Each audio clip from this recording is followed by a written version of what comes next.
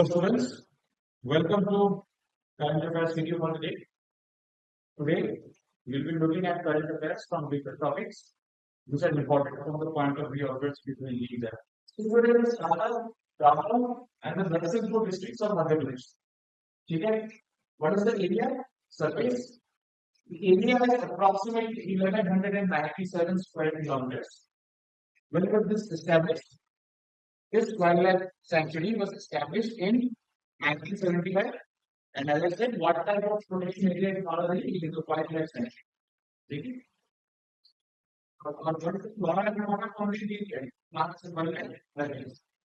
You have dry deciduous forests, which means you have deciduous trees, and the important fauna of the wildlife in that area is Indian wolf, the chinkara, the black buck, and the sloth beaver. ठीक है? देखो जब भी news में कोई wild स्थिति आता है जहाँ कुछ होने वाला है या कुछ हो रहा है, these are the first most important ones. Remember, first is the location, the district, the state, wherever it is located. Area of the place. When if there are any rivers flowing through that area, okay. Also, for the one state or multiple states, and what type of area it is, when it is established, and the important provider found in that area. Okay. Now, the Wildlife Institute of India, the WII, has identified this area as a potential area for cheetah introduction. मतलब इस particular area का WII ने identify किया है इस जगह पे अगर हम चाहे तो चीतास को इंट्रोड्यूस कर सकते हैं रख सकते हैं ठीक है recently the chief minister of Madhya Pradesh Shri Mohan Yadav he announced that after Puno and Gandhisagar sanctuaries, Puno और Gandhisagar में already चीतास को रखना क्या है बाहर से लाते हैं ठीक है तो चीफ मिनिस्टर announced कि after Gandhisagar and Puno now चीतास will be kept at Nora University ठीक है यहाँ भी चीतास लाएंगे कहाँ से अफ्रीका से लाएंगे चीतास को अफ्रीका में कौन सी कंट्री से फ्रॉम नामीबिया ठीक है Now let's look at the background of cheetah conservation in India. India में चीता कंजर्वेशन कैसे होता है? अब एशिया में चीता होता है एशिया में चीता इंडिया में बहुत पहले एक्सटिंक्ट हो चुका है एशिया का चीता went extinct in India in the year 1952 official अब ये लुप्त हो चुका है ये नहीं मिला फिर इसके 70 साल बाद in the year 2022 the Indian government launched the project cheetah क्यों ताकि जो चीता का स्पीशीज अब गायब हो चुकी है इंडिया से उसको वापस इंडिया के एनवायरनमेंट में इंट्रोड्यूस करो ठीक है 2022 में चीतास का पहला बैच लाया गया कहां से लाया again from Namibia and Africa 2022 में चीतास का पहला बैच लाया गया a batch of 8 cheetahs were from there and they were introduced in the Puno National Park in Madhya Pradesh ठीक है बाद में 2023 में साउथ अफ्रीका से भी चीतास लाए गए अब ऑब्जेक्टिव क्या है इसका कि तो ग्रासलैंड इकोसिस्टम चीता ऐसे टाइप के इकोसिस्टम में रहते हैं तो जो चीता से वापस लेके आएंगे जो ग्रासलैंड इकोसिस्टम वापस डेवलप किया जाए कि ग्रास इकोसिस्टम का जो टॉप प्रेडेटर होता है जो सबसे ऊपर का प्रेडेटर होता है और जो टॉप प्रेडेटर है वही नहीं था but ecosystem was incomplete the food chain was incomplete तो ताकि ये फूड चेन दोबारा से बन पाए ये ग्रासलैंड इकोसिस्टम फिर से इंट्रोड्यूस हो पाएंगे यहाँ इसीलिए इस इकोसिस्टम में टॉप प्रेडेटर चीता को इंडिया वापस लाया जाए Now remember one thing, cheetahs और leopards में बहुत डिफरेंस होता है please don't confuse leopards and cheetahs are very big difference leopard जो होता है उसका बॉडी का मास में देखिए थोड़ा बल्कि होता है cheetahs हम ये हैं तीन फिगर चीता जो है चीता को आप जब तक सामने से थ्रेटन नहीं करो तब तक चीता आपको आराम नहीं करता है actually in human history there is no recorded death of a human caused by an aggression from a cheetah it's a fact but leopard से बहुत सारे deaths होते हैं ये होता है especially Guwahati in many areas like Manka और बामनी मैदान जहाँ पे ये पहाड़ काटे जा रहे हैं पॉल्यूशन से वो leopard के साथ है मानो leopard का aggression बहुत खतरनाक है Indian cheetah is not attacking during the dangerous threat although उसका मतलब ये नहीं कि आप cheetah पकड़ लीजिए there is always risk leopard roar करता है चीता म्याऊ करता है विद दी है, ठीक है। So please remember to difference चीता और लेपर्ड को कभी भी साथ में इक्वेट मत, वो कर देना, ठीक है। अब जो नौरा वैली में चीता प्रोजेक्ट हो रहा है उसकी सिग्निफिकेंस को देखिए। सबसे पहला बात, चीता के हैबिटेट यानी रहने का जगह, हैबिटेट ऐसे भी वो जहाँ रहते हैं रहने के जगह, तो हम शहर में रहते हैं, शहर अपना हैबिटेट, ठीक है। तो चीता का भी हैबिटेट हैबिटेट कहाँ पे है इंडिया में, तो now the habitat is very expanded, और वो दो जगह की है, तीन जगह में है हैबिटेट बड़ा हो रहा है, और ये लॉन्ग टर्म सस्टेनेबिलिटी है, क्योंकि छोटे जगह में ये चीता को ले तो आएगा, बट चीता तो रिप्रोड्यूस करने के बाद जब हम बढ़ते जाएंगे तो लॉन्ग टर्म सोल्यूशन के लिए ज्यादा एरिया है, और ये ज्यादा एरिया तभी होगा जब हम धीरे धीरे प्लेटफॉर्म एक्सपांड करेंगे, नॉट सिटी एक्सपांड करेंगे, ठीक है। अनदर चीज जब कुल्लू नेशनल पार्क में बहुत प्रेशर बन रहा है, राइट किनारे लैंड आ रहा है, वहां पे उधर जो रिप्रोडक्शन है वो बढ़ रही है, तो पूरा का पूरा प्रेशर कुल्लू पे आ जा रहा है, गवर्नमेंट क्लास का पूरी से वीडियो पिक्चर्स ऐसा एक जगह भीड़ बहुत बढ़ जाएगी, फिर इको टूरिज्म प्रमोट करेगा। इको टूरिज्म कैसे प्रमोट करेगा, जैसे हम लोग चीता को देखने जाएंगे सवाल, ठीक है। Other places human active part का हिस्सा रहना होगा, but now tourism will increase, now people will start visiting Nora Devi as well, tourism will increase, also biodiversity conservation बढ़ेगा। सेंट्रल इंडिया में बायोडायवर्सिटी कंजर्वेशन के लिए प्लस को कंजर्व कर दिया जा रहा है, तो कोई नहीं हमको अभी ठीक नहीं होगा, सेंट्रल इंडिया में बायोडायवर्सिटी कंजर्वेशन कर रहे हैं, ठीक है। और उसको इंडिया में ग्लोबल विलेज है बायोडायवर्सिटी प्रोटेक्शन के लिए, या फिर बायोडायवर्सिटी को रीइंट्रोड्यूस करने के लिए जो इंडिया के एफर्ट्स है, इसका जो ग्लोबल दुनिया में इंडिया का रिस्पेक्ट करेगा, it will enhance India's global image. कि मैंने देखो चीता के पास चले गए तो बहुत सारे पहले, but they are successfully introduced India because अब ट्रेडिशनल वायरल सिक्स क्रोकोडाइल्स है जिसकी इंडिया सागर डैम जो नर्मदा के बैकवाटर है, वहां पे इंडिया सागर डैम बना हुआ है, वहां पे क्रोकोडाइल्स एंड वन में कैसे नंबर सिक्स क्रोकोडाइल कर रहे increase the biodiversity there, ठीक है। ये कहाँ से लाया गया, चीता से transfer from the one Vihar part of one national park, the one Vihar national park, वहां से क्रोकोडाइल्स लिया, and this crocodile were there introduced in the Narmada backwaters near the Indira Sagar Dam, ठीक है। इसका कारण क्या है, देखो जैसे डैम बना हुआ है, डैम होने से बैलेंस बन गया है एक्वाटिक इकोसिस्टम, एक्वाटिक इकोसिस्टम का एक प्राणी एक जानवर गायब, तो उसको दोबारा से लेके आए तो इकोसिस्टम फिर से रिस्टोर हो जाएगा, तो पूरा फूड चेन फिर से कंप्लीट होगा। Now, coming to the next topic, people at the heart of tiger conservation, ठीक है। ये जो people at the heart of tiger conservation, ठीक है।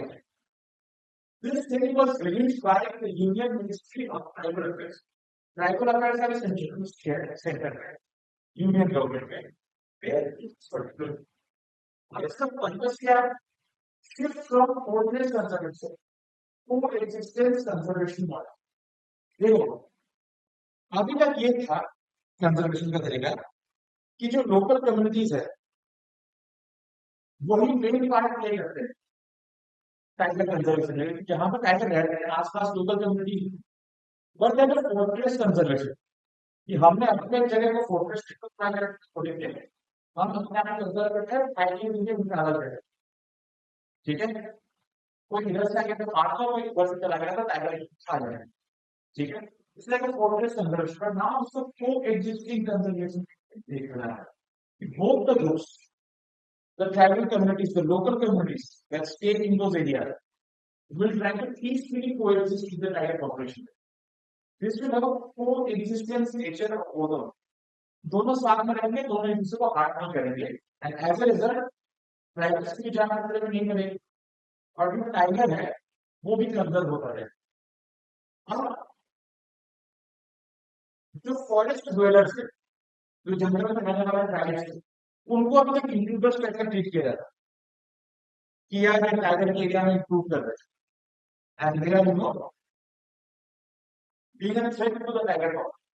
But now they are not considered as stakeholders. Stakeholders means they are considered as a part of the whole process of tiger, not the tiger. Tribals का भी forest में अपना कुछ rights है on the forest resources भी वही है अब वही रहेंगे तो उनके रिसोर्सेज को भी स्टार्ट करेंगे फिर क्या है protected and law safeguarded from any kind of outside threat ठीक है and then community participation as I said community participation very strong and the communities they will now participate themselves personally in the efforts to protect the tigers and they can now peacefully coexist. There is a new policy है people are a part of tiger conservation. ठीक है इस नई policy में stake holders की highlight देखते हैं इसके सबसे पहले स्टेक होल्डर्स इसके मेन स्टेक होल्डर्स है जो लोकल कम्युनिटीज है जो टाइगर रिजर्व के आसपास रहते हैं उन्हें मेन प्लेयर माना गया है टाइगर को कंजर्व करने के लिए वही है जो टाइगर की रक्षा के लिए सबसे ज्यादा इंपॉर्टेंट लेकिन अगर उनको सेफ रखा गया तो वही है जो टाइगर को अटैक नहीं करेंगे और कोई बाहर से अटैक करना है तो they will be blockage to ban as well relocation only has last resort under legal process मतलब अगर किसी टाइगर्स को रिलोकेट करना है वहां से टाइगर कम्युनिटीज को तो लास्ट रिजॉर्ट कि वहां पे टाइगर्स का पॉपुलेशन बहुत बढ़ गया है अब वो वहां नहीं रह पाएंगे it is impossible to coexist only then there will be relocation otherwise they can coexist there और हाँ टाइगर्स को छोड़ दो मतलब भगाया ना जाए वहां से किसी के द्वारा for that SC act is being used so that their rights and their interests can be protected ठीक है एक 3 year विकास रिस्पॉन्सिबल को मिला गया that other world community because of tigers for which individual has been affected they get farther realities they can get this for that 3 year realities encourages sustainable cohabitation and community driven tiger once again as I said sustainable conservation and community driven the community के लोग खुद बचाएंगे rights it is part of community and there will be peaceful coexist हाँ community को इंसान से मतलब होगा ना इंसान को rights that's the significance of charities का सबसे पहला सिग्निफिकेंस है ये inclusivity it is including the tribals in the process of tiger conservation it's an inclusive step and it is participatory अभी common लोगों का participation आ गया not just official with forest guard and government and police and now even the common people can participate जो community forest department और forest department का cooperation में बढ़ेगा ताकि जो जंगल की communities रहती है और जंगल को administer करने वाला forest department उनको cooperation करेगा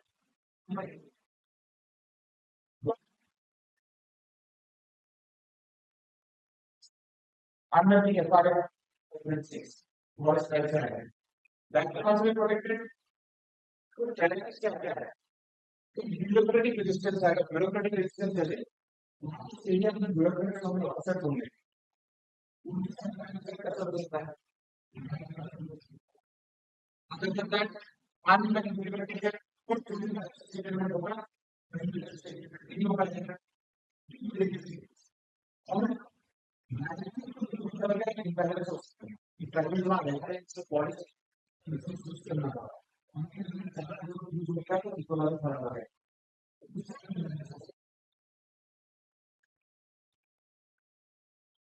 और the promise you made the bilateral deal ठीक है इसके बाद मिली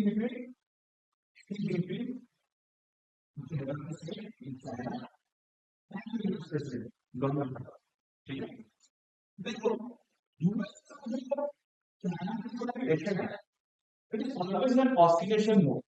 ऑसिलेशन क्या हुआ ये चीज को अगर ऐसे ऐसे हुआ दो पॉइंट्स के बीच में इस मूवमेंट को ऑसिलेशन कहते हैं तो चाइना यूएस का रिलेशनशिप एक ऑसिलेशन की तरह था आज कोऑपरेशन की तरफ है कल को वापस कंपटीशन पे आ जाए ठीक है तो इनका अपनी यू नो स्वीट फॉर्टिनेशन तो बहुत ज्यादा दबाव है 3 ग्रुप का कॉन्सेप्ट प्रपोज किया गया है, ठीक है, बिटवीन हु चिंता and backbone the dates of there जो 2009 में विश्व ईयर्स चीन को प्रपोज किया गया है ग्रुप ऑफ यूएस और चाइना में चीन को क्यों, ताकि एक ग्लोबल लीडरशिप बने कि वेस्ट का एक पावरफुल कंट्री और ईस्ट का एक पावरफुल कंट्री के ग्लोबल लीडरशिप बना और दोनों के बीच कोऑपरेशन। अब रिसेंट काम हुआ था, ठीक है, कहाँ हुआ था, magnetic university of Busan, where is Busan, इससे साउथ कोरिया, ठीक है।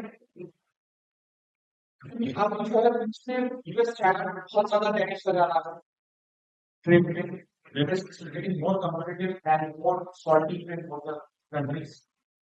अभी इस ईद के बाद क्या हुआ, चाइना के ऊपर यूएस ने टैरिफ लगाया, तो टैरिफ को यूएस ने कम करके 27% कर दिया, ठीक है, बट इंडिया में tariff her Singh,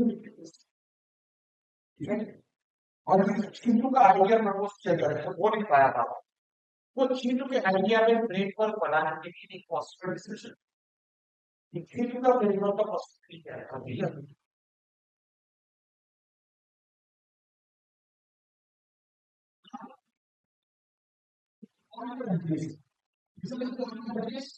India, US, Japan and Australia, दो ग्रुप के कंट्रीज हैं और जापान इंडिया है। What does this meeting imply for these people? Let's have a look. ठीक है, US and approachment to reshape Indo-Pacific strategy. ये Indo-Pacific region है,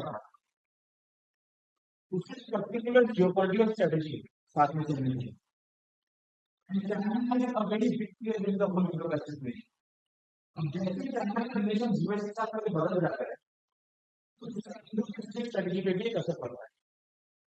because China का रिलेशन यूएस के साथ चल रहा है, उस रिलेशन से बाकी कंट्रीज चाइना के साथ पर्टिकुलर रिलेशन रखता है। As soon as China changes its stance on US in any way, the relation might change, ठीक है।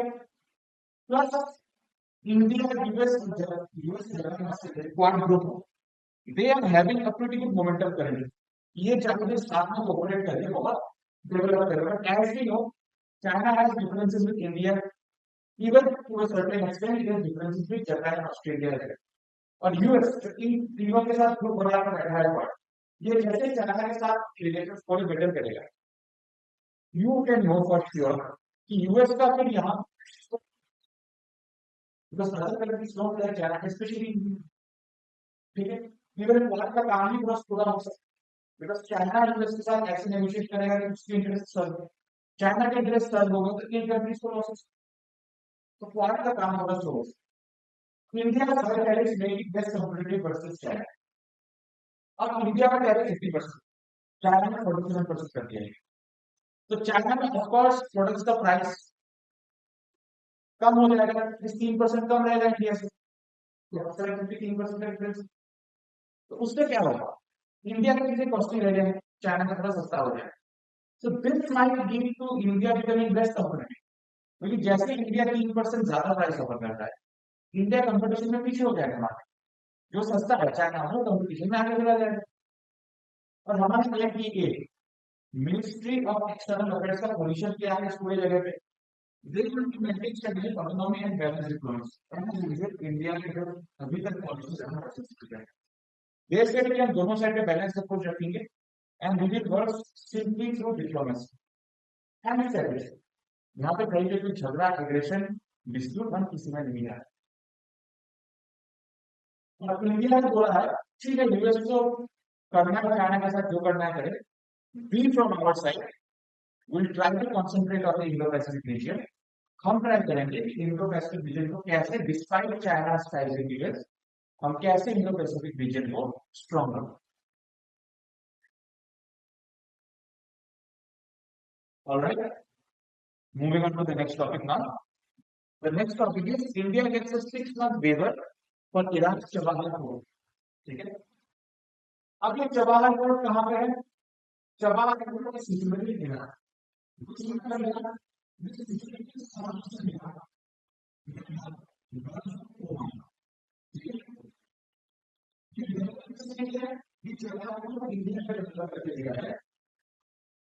ईरान, ठीक है।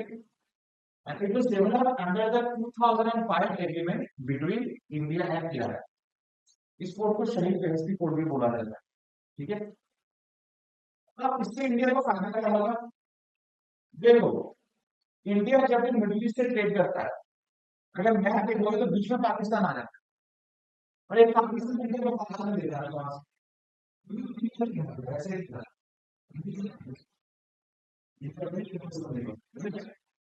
so the problem is that India has access to countries like Afghanistan, Iran, and the rest of the Central Asia.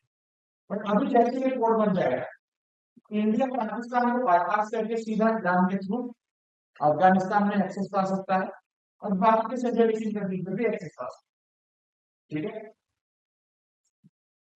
अभी US ने under कैप्सा CAATSA and the counter proliferation act जो Iran पे लगाया गया था, stop them from becoming a nuclear nation, under that US ने Iran के sanction लगा कर दी, एंड इस वजह से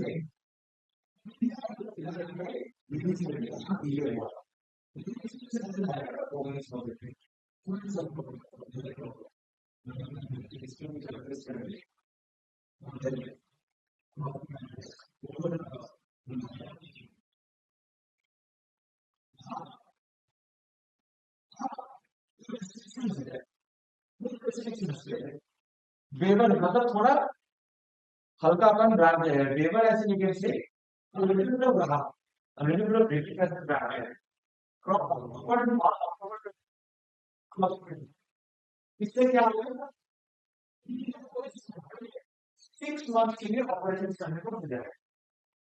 कोर्ट तो तक मिल जाएगा, पर इससे काम नहीं होगा क्योंकि यूएसए से सेंसर आ गया है, बट आप सेंसर से रेगुलर एरिया गया है, इस पर्टिकुलर एरिया। अब अगले सेकंड में इंडिया इस कोर्ट से आराम से ऑपरेट कर सकता है।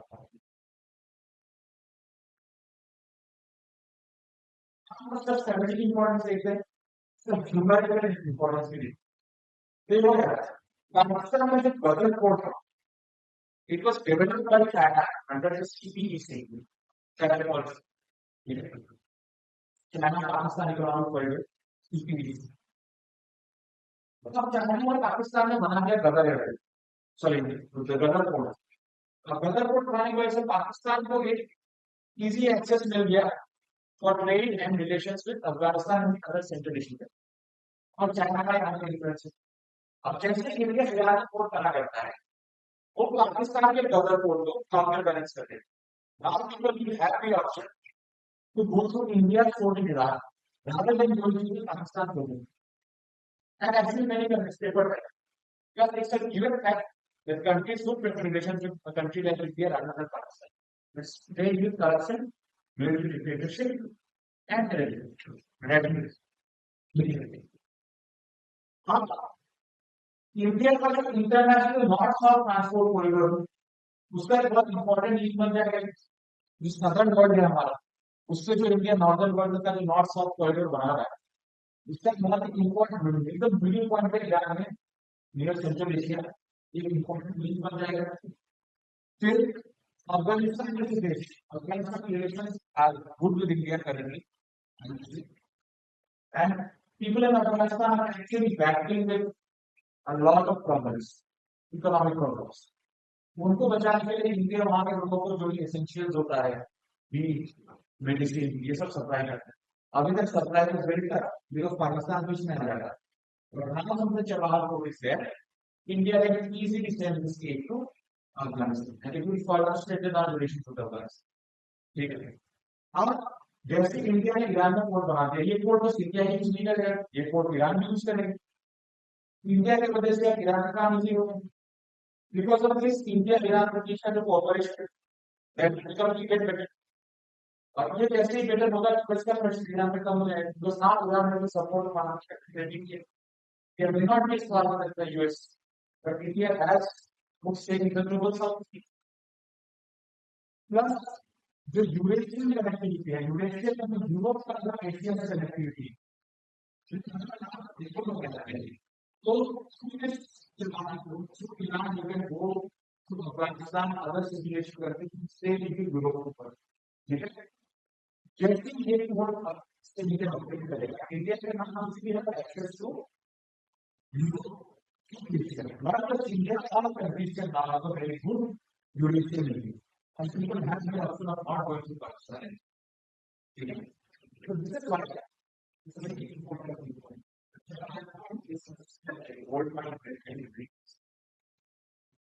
That is it for the class. I hope it was really useful. Whatever information was provided. Kindly go through them, watch the video. And I'm pretty sure this will help you in the examination that is coming. Please keep studying. Please be sincere. Please be disciplined. Have a good day. Cheers.